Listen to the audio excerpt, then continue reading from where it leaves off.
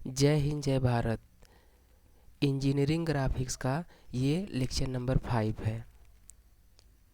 इस लेक्चर का टॉपिक है डिवीज़न ऑफ लाइन। इसमें हम आपको ये सिखाएंगे कि एक लाइन होगा, उसका लेंथ दिया रहेगा और ये भी दिया रहेगा कि उसे कितने इक्वल पार्ट में डिवाइड करना है। तो हम आपको एक एग्जांपल लेकर के समझा रहे हैं, आप इसको समझिए।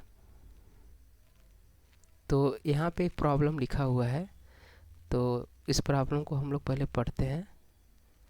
तो प्रॉब्लम ये है, to divide a given 15 centimetre straight line into 7 number of equal parts. तो 2 पॉइंट यहाँ पे दिया हुआ है, जो लाइन है उसका लेंथ दिया हुआ है और उस लेंथ को कितने इक्वल पार्ट में डिवाइड करना है वो दिया गया है। तो 7 इक्वल पार्ट में डिवाइड करना है, 15 सेंटीमीटर का लाइन है। तो इसमें कई स्टेप होंगे, स्टेप बाय स्टेप हम आपको समझाएंगे विथ फिगर। तो आगे बढ़ते हैं। तो देखिए, लेट ए बी, पहला हम क्या करते हैं कि A B be the given line to be divided into 7 equal parts. तो जो हम क्वेश्चन अभी ऊपर बताए हैं, उस क्वेश्चन में जो लाइन है 15 सेंटीमीटर का, जिसको 7 इक्वल पार्ट में डिवाइड करना है, उस लाइन का नाम, उस लाइन का नेम हम ए बी ले रहे हैं।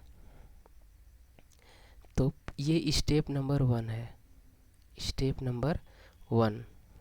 तो करना क्या है, draw the line A B of given length 15 centimetre. तो स्टेप नंबर 1 में हमको बहुत सिंपल सा काम करना है, केवल 15 सेंटीमीटर का लाइन स्केल और पेंसिल के हेल्प से ड्रॉ कर देना है। तो देख लीजिए, ये एक पॉइंट है ए और ये दूसरा पॉइंट है बी, जिसके बीच का डिस्टेंस 15 सेंटीमीटर है। इसको हम ड्रॉ कर दिए हैं आगे बढ़ा करके स्केल के हेल्प से और नेमिंग कर दिए हैं ए एंड दूसरे एंड का नाम बी। फिर हम यहाँ पे एक्सटेंशन लाइन खींचेंगे इस तरीके से। फिर हम इसको एक डायमेंशन लाइन खींचे हैं, फिर दोनों एंड पे हम एरो बना दिए हैं और यहाँ पे लिख दिए हैं कि ये 15 सेंटीमीटर का इसका लेंथ है। तो ये डायमेंशन लाइन है। डायमेंशन लाइन इसके पहले वाले लेक्चर में हमने बता रखा है। तो स्टेप नंबर 1 कंप्लीट हो गया। अब हम आते हैं स्टेप नंबर 2 पे। तो स्टेप नंबर 2 पे देखिए, तो स्टेप नंबर 2 बहुत आसान है। यहाँ पे लिखा हुआ है स्टेप नंबर 2। करना क्या है, draw another line A C. एक और लाइन हमको ए सी ड्रॉ करना है, making an angle of less than 30 with A B.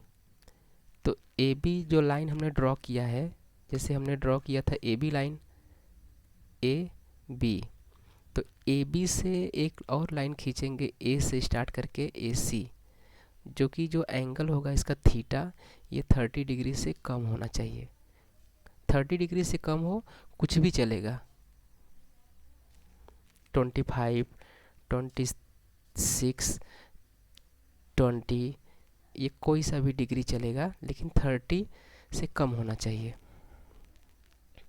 ठीक है, तो थीटा की वैल्यू कुछ भी ले सकते हैं, इसे नापने की ज़रूरत नहीं है। बस इतना हो कि ये 30 से कम हो, जैसे 20 हो सकता है, 25 हो सकता है, 29 हो सकता है, कुछ भी हो सकता है, इसको नापना नहीं है। तो हम ड्रॉ कर देंगे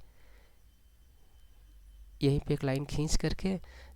ये एंगल आपको नापने की भी ज़रूरत नहीं है, बस आपको इतना रहे कि ये 30 से कम ही रहे। तो स्टेप नंबर 2 कंप्लीट। फिर आते हैं स्टेप नंबर 3 पे। तो स्टेप नंबर 3 में क्या करना है, जो लाइन हम खींचे हैं जो लाइन हम AC खींचे हैं उसको 7 इक्वल पार्ट में डिवाइड करना है। हमारे पास यहाँ पे कंपास की ज़रूरत पड़ेगी, तो कंपास ले करके उसमें एक डिस्टेंस भर लेंगे, रख लेंगे। सपोज करते हैं ये कंपास का यहाँ पे हम नीडल रखेंगे, नीडल, कंपास का नीडल, और यहाँ पे हमने पेंसिल रखा। तो ये डिस्टेंस, ये जो भी डिस्टेंस है कुछ भी ले सकते हैं, कंपास में ले लीजिए और इसको बदलना नहीं है। तो फिर हम करेंगे क्या तीसरे स्टेप में कि पॉइंट ए पे नीडल रखेंगे और उसको जो एक आर्क लगाएंगे, यहाँ पेंसिल से आर्क लगाएंगे और इसी को रिपीट करते जाएंगे।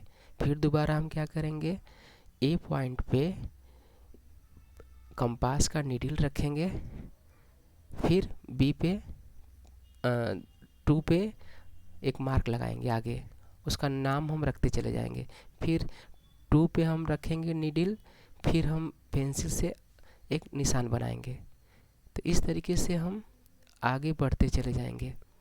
और कब तक करेंगे, जब तक इसको हम 7 पार्ट में डिवाइड न कर दें। और इनका नाम अलग अलग रख दीजिए, 1 dash, 2 dash, 3 dash, 4 dash, 5 dash, 6 dash, 7 dash. तो इस तरीके से इसका नाम हम रख देंगे। तो स्टेप नंबर 3 में ऊपर ये जो लिखा हुआ है यहाँ पे स्टेप नंबर 3, तो जो कुछ लिखा है हमने अभी करके आपको बता दिया।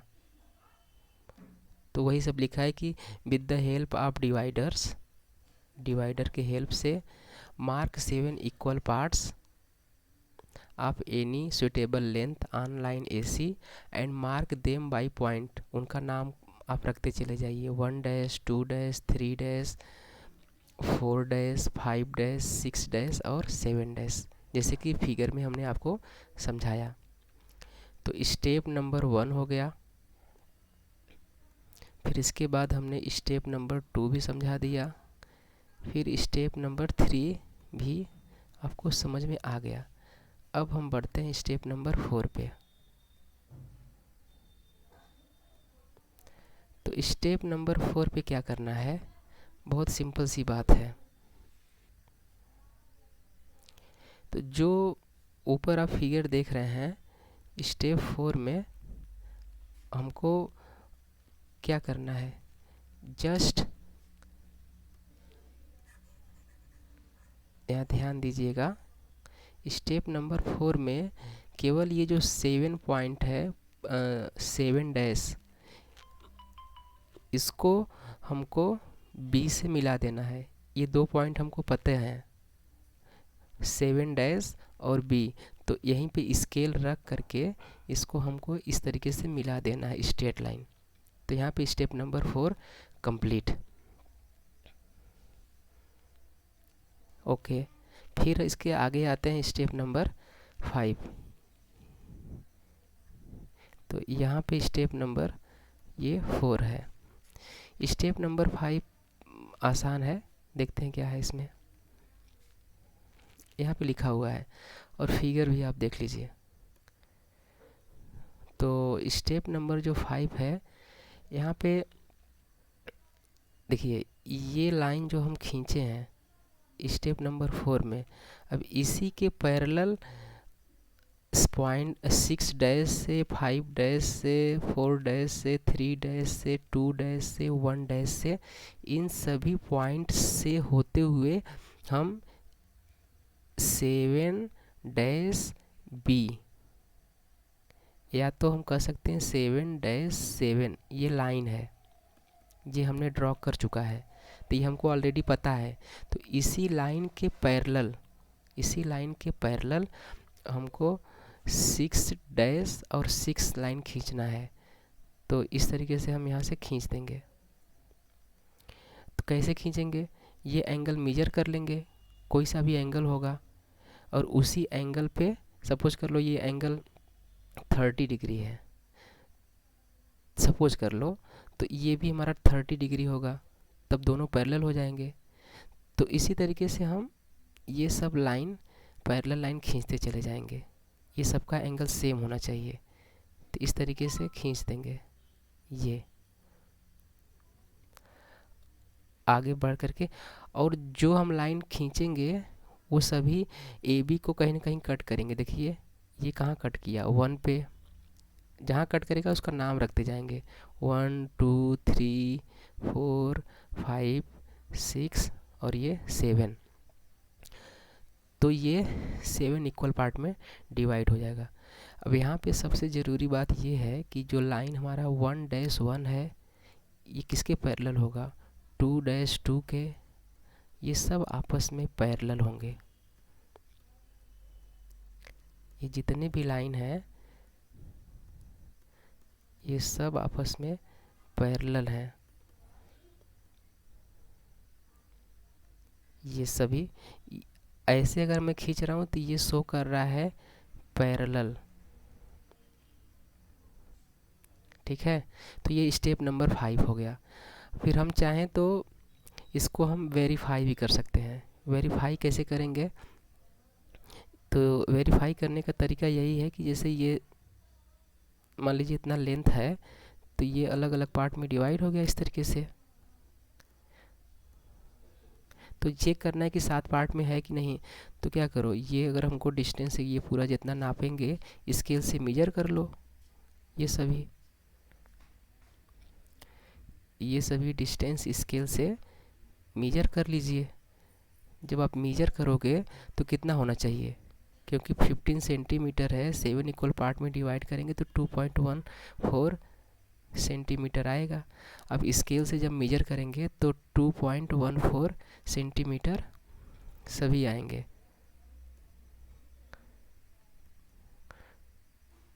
सभी का डायमेंशन वही आएगा। ये सभी किस में होंगे, सेंटीमीटर में।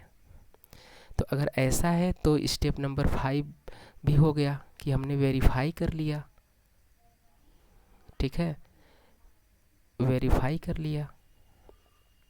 तो इस तरीके से हमने सीखा कि लाइन का डिवीज़न कैसे करना है।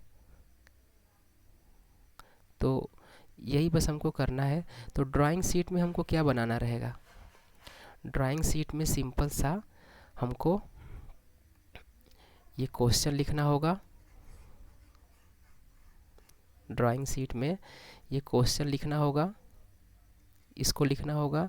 और लिखने के लिए हम जैसे लेटर राइटिंग पढ़े हैं, लेटर राइटिंग में हमने पढ़ा है कि कैसे सेंटेंस को लिखते हैं। जैसे हम लोग पढ़े हैं कि जैसे एक सेंटेंस में लिखाया हूँ कि इंजीनियरिंग ड्राइंग या engineering graphics is a language of engineers. तो जैसे हम लिखते हैं उसी तरीके से हम क्वेश्चन लिखेंगे। तो वहाँ से हम क्वेश्चन लिख लेंगे शीट में, फिर उसके बाद हम ड्राइंग शीट में लाइन का सलूशन बनाएंगे डिवाइड करने का। तो यहाँ पे हमने कई स्टेप में आपको समझाया है, लेकिन हम सभी स्टेप एक ही जगह बनाएंगे, अलग अलग नहीं बनाएंगे। कहने का मतलब है कि एक ही डायग्राम में सब कुछ हमको सभी स्टेप 6-7 जो भी हमने 5-6 स्टेप बताए हैं समझाने के लिए, सभी स्टेप एक ही जगह करने हैं। तो एक बार तो हमारा जो फिगर बनकर आएगा लास्ट में, जो कि हमको ड्राइंग शीट पे ड्रॉ करना रहेगा, तो ये फिगर यही है। ये जो फिगर है यही हमारा सलूशन है। तो ड्राइंग शीट में क्वेश्चन लिखेंगे और ये फिगर बनाएंगे। तो एक बार मैं फिर से रिपीट कर दे रहा हूँ कैसे कैसे हमने किया है, जल्दी से। तो सिंपल सा हमने पहले एक लाइन खींचा जो कि उसका नाम रखा है ए बी। ठीक है, ए बी। फिर हमने एक डायमेंशन लाइन खींच करके एरो बना करके हमने लिख दिया ये 15 सेंटीमीटर का है, यहाँ पे लिख दिया। फिर हमने क्या किया, एक ए से एक लाइन खींचा ए सी किसी भी एंगल पे, लेकिन यहाँ पे जो एंगल है वो कितना होना चाहिए, 30 से कम, ये एंगल 30 से कम होना चाहिए। नापने की ज़रूरत नहीं है, हम मान लीजिए 25 का खींच दिए या 30 से कम है, चाहे कोई सा भी हो, 29, 28, 27, 26, कोई सा भी हो, नापो मत, बस आप 30 से कम का खींच दो।